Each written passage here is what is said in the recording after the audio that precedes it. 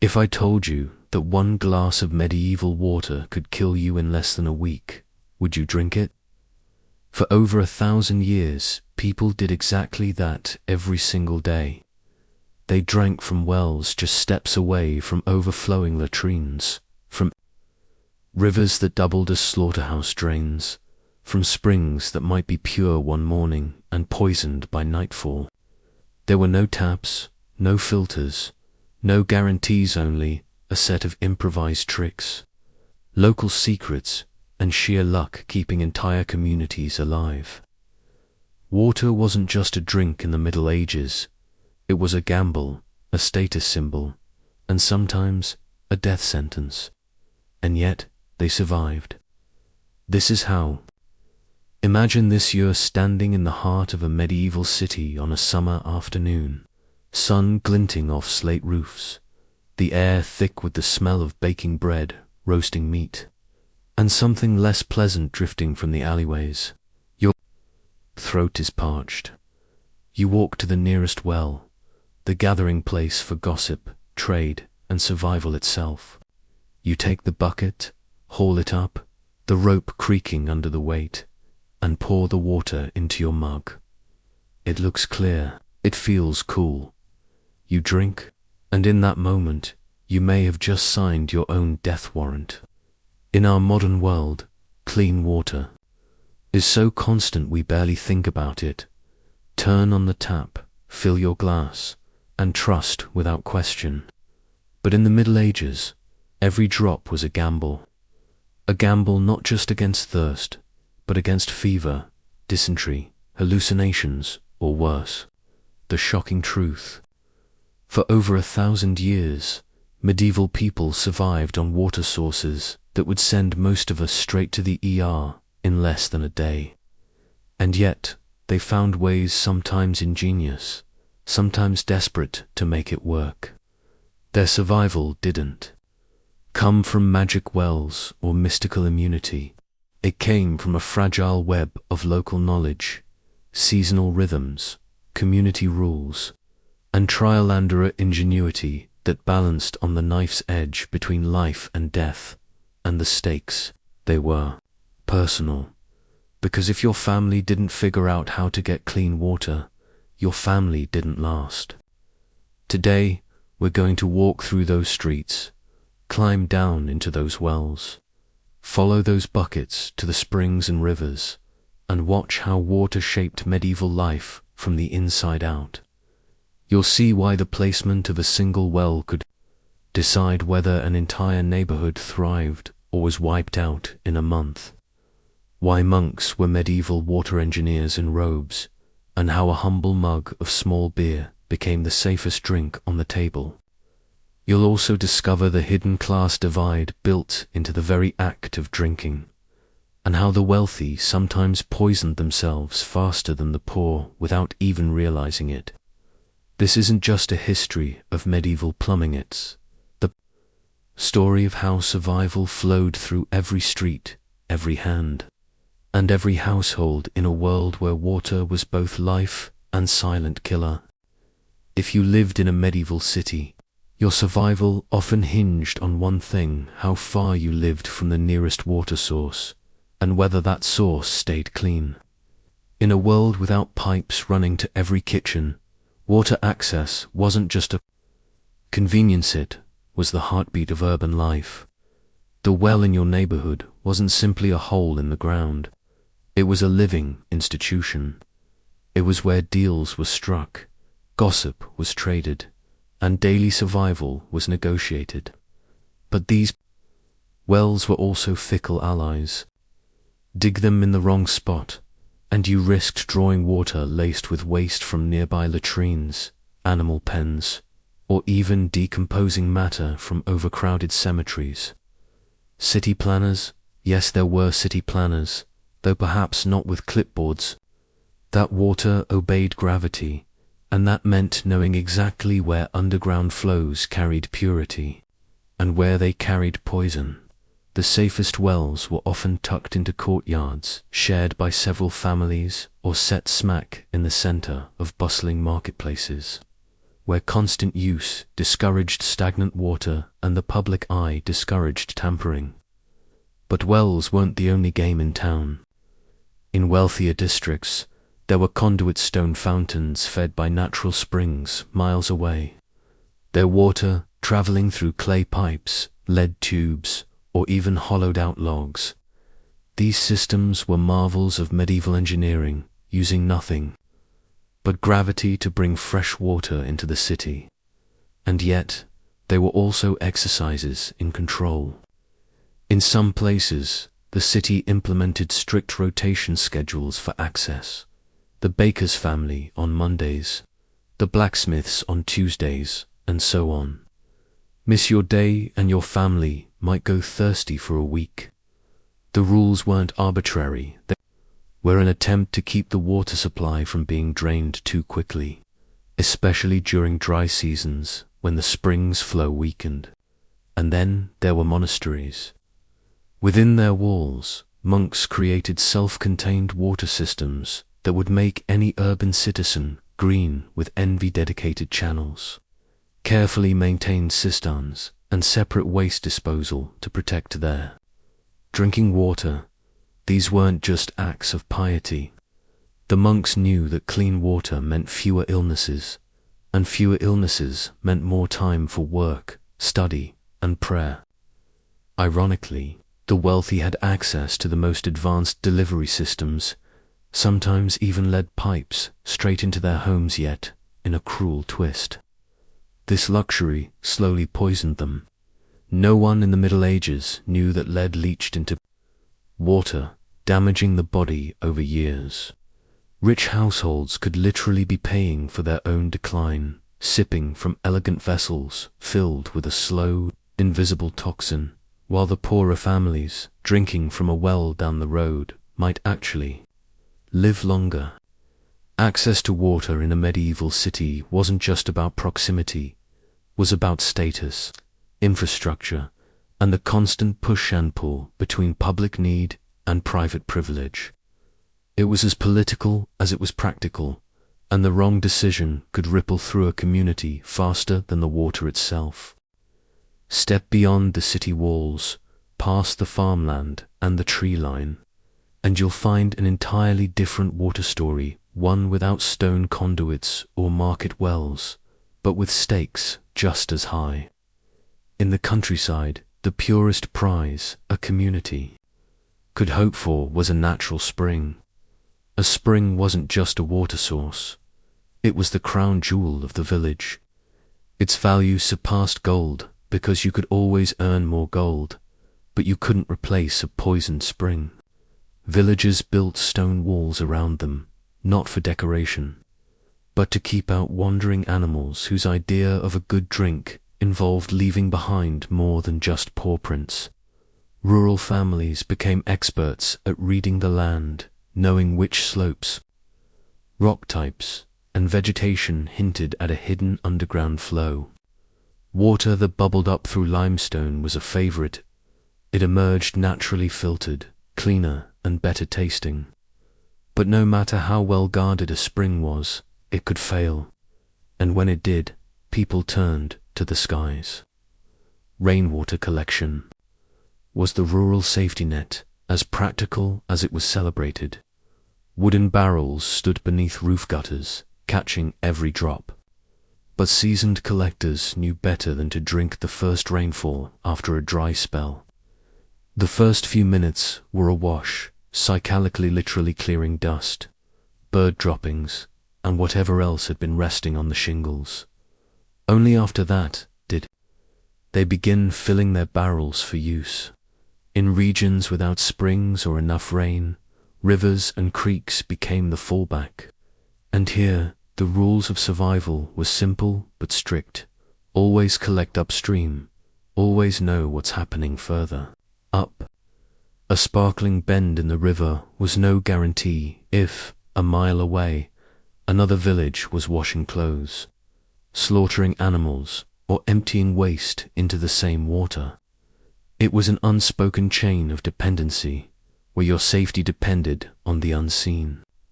Habits of strangers upstream. Filtering was an art in rural life. At the most basic level, cloth stretched across a bucket could catch visible debris, bits of leaves, dirt, insects, but more sophisticated setups involved boxes layered with sand and gravel, letting water seep through slowly and emerge clearer. It wasn't perfect, but it was better than nothing. Clean water wasn't just a chore. It was a daily performance that blended skill, observation, and luck. And even after the water was found and filtered, it still had to be carried home, an entirely separate battle that turned every able body, even children, into part-time water porters. The rural water hunt wasn't a romantic stroll by a babbling brook. It was a constant negotiation with the land, the weather, and the invisible. Threats carried in every ripple. Finding clean water was one battle, getting it home was another war entirely. In the medieval countryside, water didn't just come to you unless you happened to live on top of a spring. More often, it had to be carried from wherever it could be found, sometimes for miles, across uneven ground in all seasons. This was work that reshaped bodies. Every rural child learned to balance a full bucket before they learned their letters. Because water carrying wasn't a chore for adults alone, it was an all-hands-on-deck necessity. The simplest method was a bucket in each hand, but that left your arms aching and your back hunched in no time. Enter the yoke, a wooden beam curved to rest across your shoulders, with buckets suspended from each end. This medieval fitness device turned every trip to the water source into a weightlifting session, strengthening shoulders while keeping your family hydrated. But it wasn't easy. New carriers often spilled half their load on the first few trips, leaving a trail back to the source like a leaky garden hose. Those who mastered the yoke became the quiet workhorses of rural survival. Handcarts were a revolution in short distance, hauling. Imagine swapping 12 bucket runs for one trip with 6 barrels balanced on a wooden frame.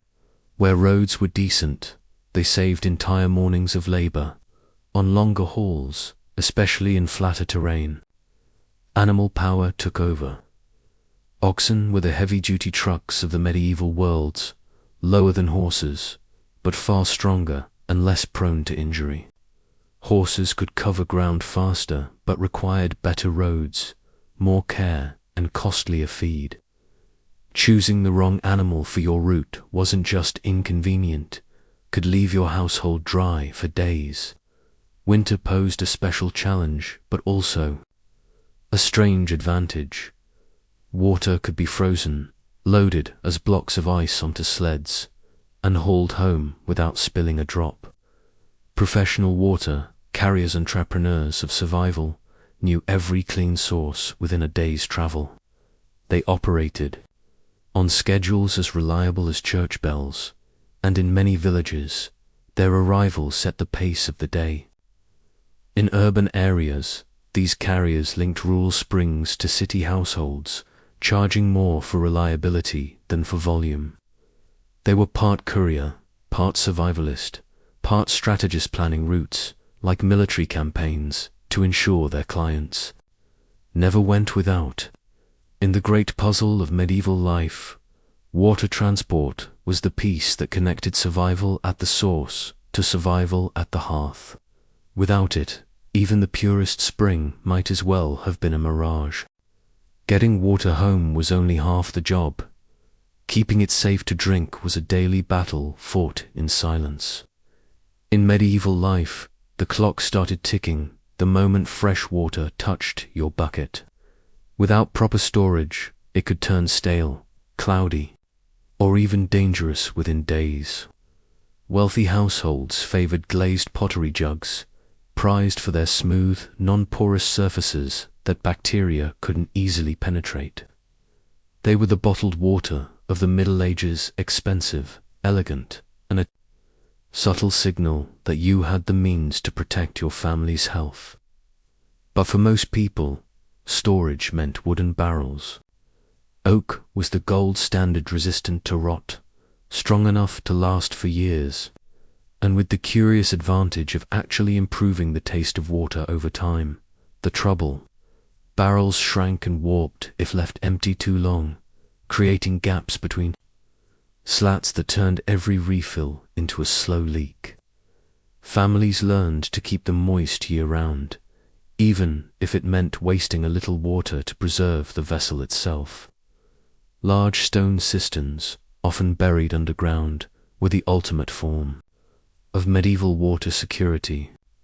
These could hold hundreds of gallons, staying cool even in the height of summer, and in some cases, they developed entire ecosystems, small fish or frogs finding their way in, feeding on mosquito larvae and indirectly keeping the water cleaner.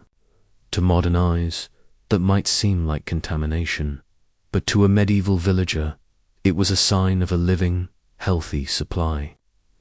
No matter the container, keeping the water covered was critical. Open barrels and jugs were invitations for dust, insects, and airborne debris. But here was the catch: water left standing too long in even the cleanest container could go off. Without refrigeration or modern treatment, stored water had a shelf life, and families rotated their supply, drawing from the oldest first while refilling from the freshest source. Filters played a quiet but vital role. Layers of linen or cloth, sometimes of varying weaves, acted as the first line of defense, straining out larger debris before the water entered storage.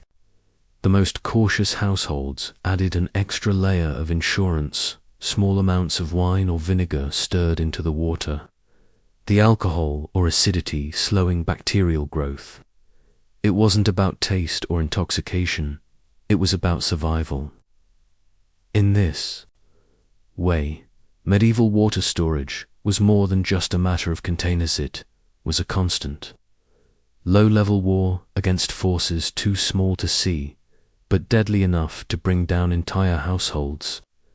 Every jug, barrel, and cistern was a front line in that war, and winning it meant your family saw another season. Even the best storage couldn't guarantee safety. If the water tasted off, looked cloudy, or had been fetched from a questionable source, medieval people reached for their most reliable defense: heat. Boiling was the great equalizer, capable of killing most of the invisible threats lurking in a bucket. But it came at a cost. Fuel was precious, and every stick of firewood or lump of charcoal burned for sterilization was fuel that couldn't be used for cooking or heating. Poor families had to make hard choices: boil enough water for the children and risk eating cold food, or skip boiling altogether and pray the source was safe.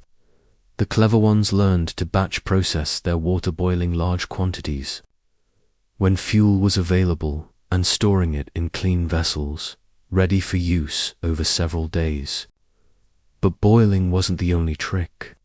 Brewing small, beer-weak, low-alcohol ale was a staple solution across Europe. The brewing process involved boiling the water with grains and hops, which killed harmful microbes and replaced them with yeasts that weren't dangerous to drink. Small beer was the default beverage for everyone: children, pregnant women, monks, because it was safer than untreated water and nourishing enough to count as food in lean times. And while it wouldn't get you drunk, it would keep you alive. For households without brewing resources, herbal treatments offered a stopgap. Leaves of mint, sprigs of rosemary, or other aromatic herbs were added to suspect water, masking foul tastes and smells while contributing mild antimicrobial benefits. It wasn't a miracle cure, but it was an improvement in instinctive form of water treatment based on generations of observation. Sometimes these methods were combined: boiled water stored with herbs, beer brewed with medicinal plants, or vinegar added after heating. The science behind these strategies was centuries away from being explained, but their results spoke for themselves. Communities that took the extra steps saw fewer cases of disease, fewer funerals in the wake of a summer fever, and in a world where no one could see the true enemy, the bacteria, the protozoa, the parasite, every treatment was both an act of survival and an act of faith. The water might still look the same after you'd treated it, but you knew it wasn't the same water you'd risked your life drinking yesterday. For all their ingenuity, medieval people still lived with a daily truth that no precaution could erase. Every drink was a gamble. Water sources, no matter how carefully protected, could be compromised in an instant, and once contamination crept in, it spread like wildfire. Human waste was the most obvious threat. Latrines dug too close to wells, chamber pots emptied near drainage ditches, or runoff from a cemetery seeping unseen into the groundwater. But animals played their part too. A single cow wading into a stream could undo weeks of careful vigilance. In the packed streets of medieval cities, where thousands of people, pigs, chickens, and horses lived side by side, keeping water clean was like trying to keep your shoes dry in a flood. When contamination took hold, the consequences were swift and merciless. Dysentery, known in grim slang as the bloody flux, could take a healthy person from discomfort to death in just a few days, emptying the body of fluids faster than they could be replaced. Fevers from bacterial toxins could shake a person to delirium, blurring the line between spiritual visions and hallucinations. The cruelest part was the cycle. Once one person fell ill, their waste often ended up back in the water supply, creating a feedback loop of sickness that could cripple an entire neighborhood. And while rural communities faced these dangers too, cities were far worse off because of sheer population density and pollution. Summer heat made everything more dangerous. Warm water was a paradise for bacteria, and flies moved freely between waste heaps and water buckets. In the hottest months, disease outbreaks became so common they were almost seasonal events, feared like storms on the horizon. Wealth provided some insulation, but not immunity. Rich households with private supplies could still be betrayed by upstream contamination or poisoned by their own luxury lead piping.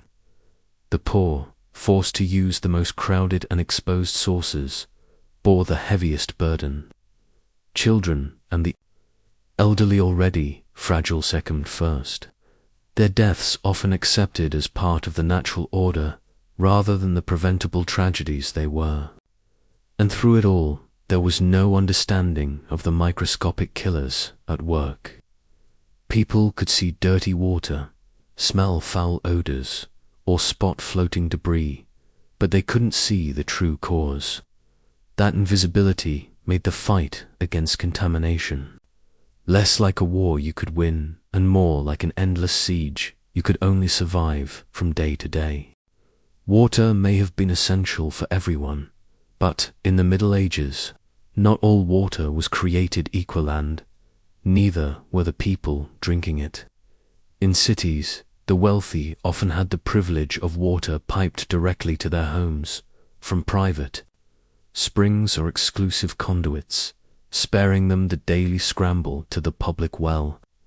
They could afford professional water carriers to fetch supplies from the cleanest rural sources, sometimes delivering in glazed pottery vessels that kept the contents safer for longer. But privilege didn't always equal protection. Those lead pipes and cisterns, status symbols in their own right, could slowly poison their owners, damaging health over years in ways no one understood. Meanwhile, the poor queued at the most crowded, most vulnerable wells, often located in areas where waste disposal and water access competed for the same space. They fetched water in unglazed pots or wooden buckets, prone to absorbing and harboring bacteria, making every sip riskier. In rural areas, the class divide was just as sharp. A wealthy landowner might control access to a spring on their estate, ensuring a steady supply for themselves and their household workers, while tenant farmers and laborers hauled water from creeks shared with livestock. Those without land relied on the goodwill, grudging permission of others to access cleaner sources. And in times of drought, that goodwill often vanished. Monasteries sometimes acted as the great equalizers, selling or distributing clean water to those who could pay or petition persuasively enough. But even here, class played a role. Nobles and influential merchants were more likely to have their barrels filled than a stranger with no coin and no connections. Social standing could mean the difference between drinking from a guarded spring and scooping from a muddy puddle. The cruel reality was that while the risks of waterborne illness touched every level of society, the poor faced them far more often, with fewer defenses and less recourse when things went wrong. Wealth could not buy immunity, but it could buy more chances, more sources to choose from, better storage, and the ability to replace bad water with good. The poor had no such margin for error. In a world where survival depended on what you drank, the glass wasn't just half full or half empty, it was a reflection of where you stood in the medieval social order. Medieval life ran on the clock of the seasons, and nowhere was that more obvious than in the ways people found, stored, and used their water. Winter was a paradox. Sources rarely dried up, but freezing temperatures made water retrieval slow and physically punishing. Springs could ice over, buckets froze solid on the walk home, and riverbanks became treacherous sheets of frost.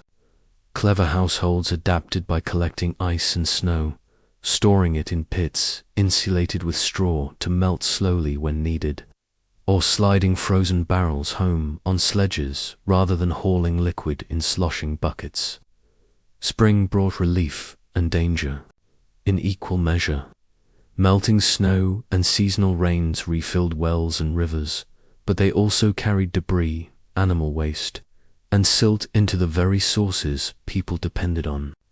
Savvy communities knew to be extra cautious with spring water, often boiling or filtering more rigorously during this time. Summer, however, was the season everyone feared. Heat turned every uncovered source into a breeding ground for bacteria and parasites. Wells ran lower, springs slowed, and competition for the cleanest spots intensified.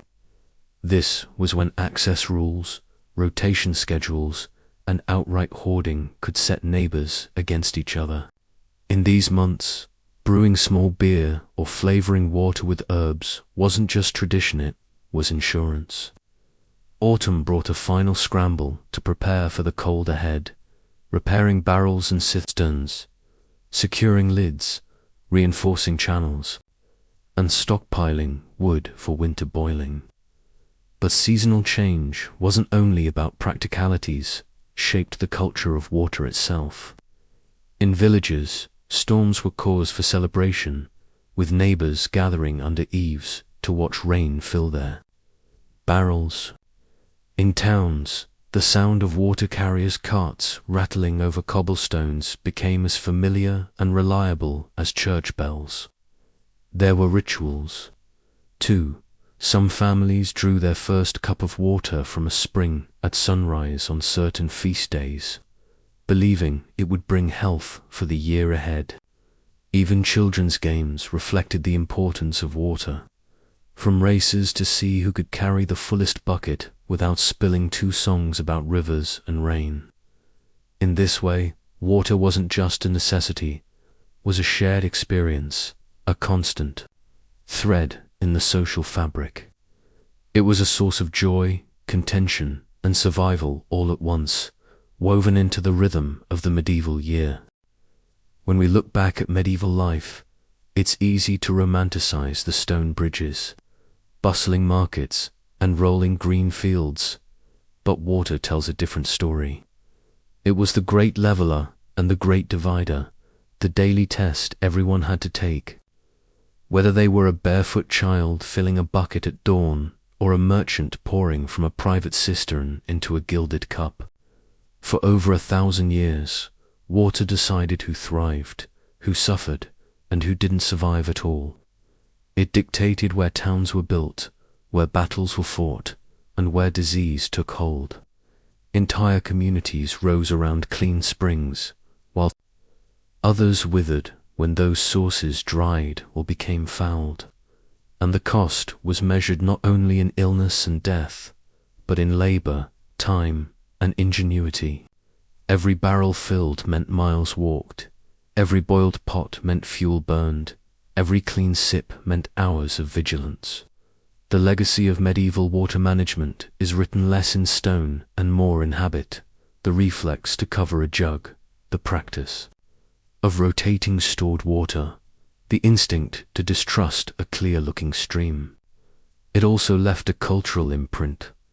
Water as something precious, something worth protecting, something to be grateful for when safe and deeply feared when not. And while the medieval world lacked microscopes, chemical testing, or the science to explain bacteria, it had its own form of expertise, centuries of observation, pattern recognition, and trial and error solutions that kept entire populations alive against staggering odds. In a sense, the most remarkable part of the story is not the outbreaks, the contamination, or the tragedies. They were inevitable in a pre-industrial world, but the fact that so many people did survive for so long with so little technology.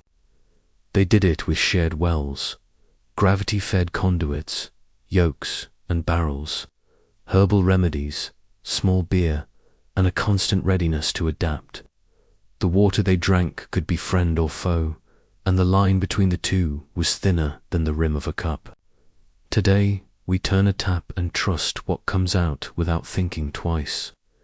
But if the medieval experience teaches us anything, it's that water has never been just water. It's history, it's labor, it's survival in liquid form. And the next time you take a drink, remember that for most of human history, that simple act was one of the most dangerous and most necessary things you could do.